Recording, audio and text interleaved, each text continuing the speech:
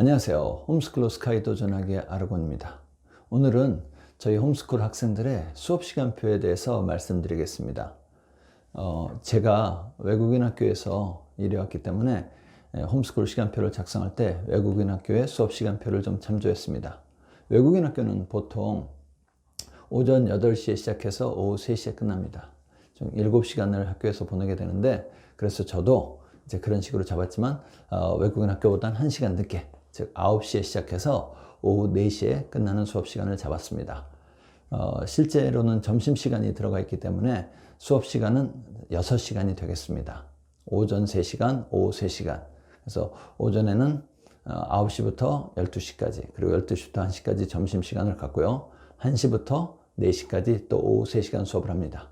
모든 수업은 이제 매시각 정각에 시작해서 50분까지 끝나고, 그리고 10분의 휴식 시간을 갖게 됩니다.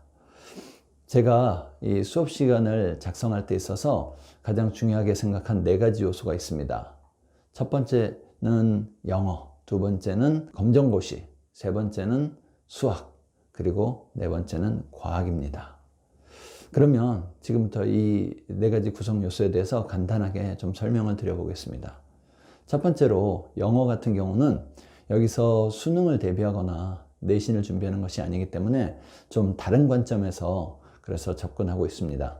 이 2가지 관점을 생각을 하는데요. 첫 번째는 의사소통을 위한 영어입니다. 그래서 학생들이 단지 읽기와 듣기만이 아니라 말하기, 쓰기를 포함한 4가지 영역에서 모두 영어 능력을 발전시킬 수 있는 걸 기본으로 해서 영어 수업을 짰습니다.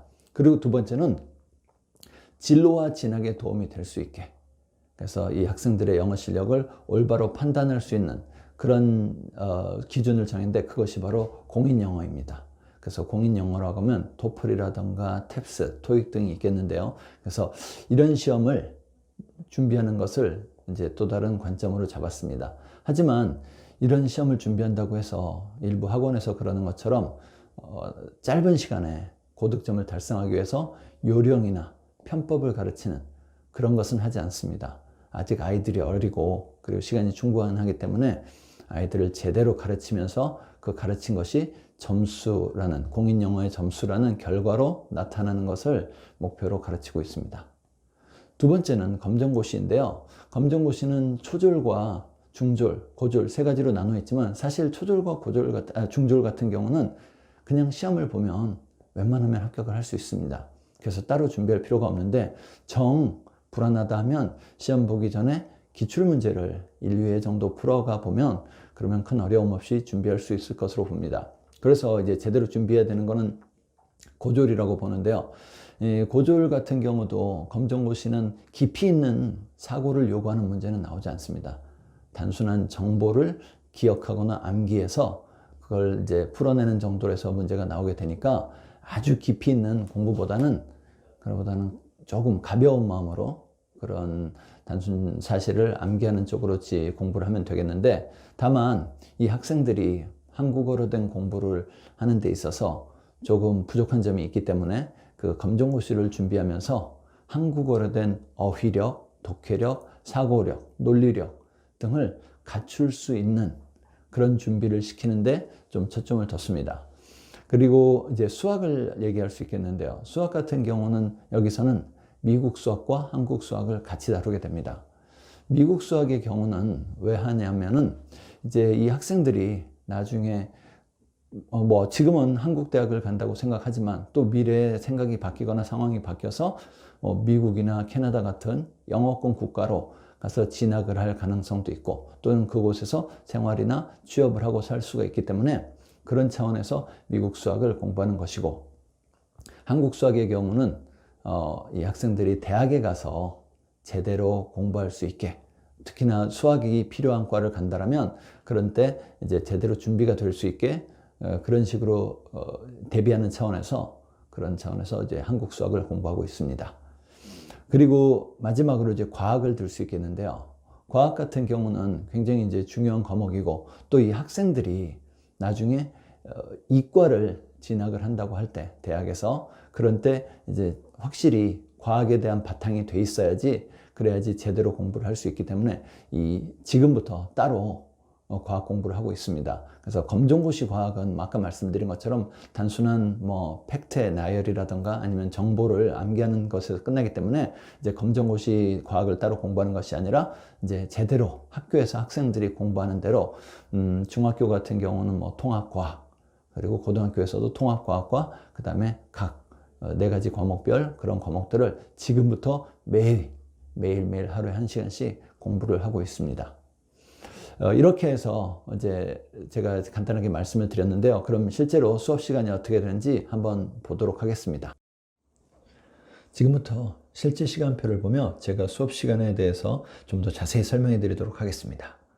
기본적으로 수업 시간표는 매일 똑같습니다. 다만 금요일에는 현장 체험 학습을 잡았습니다. 이날 학생들과 함께 박물관도 가고 역사 유적지도 가고 다양한 체험 활동도 해보려고 계획했는데 사실 지금은 코로나 때문에 대부분의 활동을 할 수가 없어서 그냥 다른 날처럼 공부를 하고 있습니다. 시간표를 보면 오전에 3시간, 그리고 점심 식사 후 오후에 3시간 수업이 있습니다. 기본적으로 오전 수업은 보통 영어로 진행이 되고 오후 수업은 한국어로 진행이 됩니다. 일단은 영어가 1과 2가 있는데 영어 1의 경우는 토플을 이용하여 말하기와 쓰기 수업을 진행합니다. 아직 학생들이 어리기 때문에 토플 준비한다고 하면 너무 어렵지 않을까 생각하시는 분들도 있을 수 있는데 토플에서도 말하기와 쓰기의 첫 번째 문항들은 간단한 주제에 대해 자신의 생각을 글이나 말로 표현하는 것이라 그렇게 어렵지 않게 준비할 수 있습니다. 영어 2는 토익으로 구성되어 있습니다. 이 수업을 통해서 학생들은 기본적인 어휘력과 문법 실력을 향상시키고 정보를 찾아내는 법이나 글을 읽거나 대화를 듣고 이해하는 능력을 갖추게 됩니다. 3번째 시간은 수학입니다. 미국 수학은 칸 아카데미를 이용하고 있고 한국 수학은 수학의 정석을 교재로 사용할 예정입니다. 수학의 정석은 고등학교 과정이라 아직은 어린 학생들이 할 수준이 안 되기 때문에 현재는 초등학교 과정부터 단계적으로 구성된 칸 아카데미를 통해 수학의 기본을 배우고 필요한 경우 한국어로 수학 어휘나 개념을 따로 설명해 주고 있습니다. 점심 식사 후 오후 첫 수업은 과학입니다.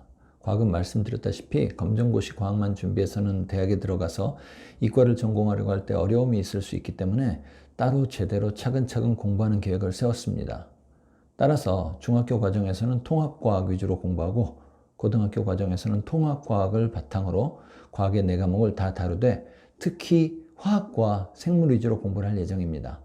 화학과 생물을 심도 있게 공부하려는 이유는 학생들이 대학에서 의료계 쪽 전공을 택할 가능성이 있어서 미리 기본을 잘 닦아 놓으려는 것입니다. 고졸 검정고시는 총 7개 과목으로 구성이 되어 있습니다. 그 중에서 6개는 필수 과목, 1개는 선택 과목입니다. 6개의 필수 과목은 국어, 영어, 수학, 과학, 사회, 국사이고 선택 과목은 도덕, 기술과정, 체육, 음악, 미술 중에서 하나를 골라야 하는데 저희는 그 중에서 가장 무난한 도덕을 선택했습니다. 검정고시 수업에서 먼저 다루는 과목들은 상대적으로 준비하기가 쉽고 중요성은 좀 떨어지는 사회 계열의 3과목인 국사, 사회, 도덕입니다. 이 과목들을 돌아가면서 공부하는 것은 아니고 한 번에 한 과목을 마스터할 때까지 끝까지 공부하고 그런 다음에 다음 과목으로 진행하는 방식을 택하고 있습니다. 마지막 수업은 기타 활동인데 이 활동들은 그때그때 달라집니다. 국어나 영어로 된 책 읽기를 하기도 하고 아이들이 좋아하는 목공예 만들기 수업을 하기도 합니다. 또는 영어로 유튜브 내용물을 제작해서 편집하는 시간을 갖기도 합니다. 가끔씩은 신문의 기사나 사설을 읽고 토론을 하는 경우도 있습니다. 시간표는 이와 같이 구성되어 있지만 상황에 따라 조정을 하기도 하고 아이들의 컨디션이 안 좋으면 그냥 놀기도 합니다. 홈스쿨의 좋은 점이 바로 그런 유연성 아니겠습니까? 지금까지 우리 홈스쿨 학생들의 수업 시간표를 살펴보았습니다. 다음에는 이 각 과목별 수업 시간이 어떻게 구성이 되는지 좀 더 자세하게 설명을 드리기로 하고 그리고 또한 학생들이 수업한 결과가 어떻게 나타나는지 직접 한번 보여드리도록 하겠습니다. 그럼 안녕히 계세요.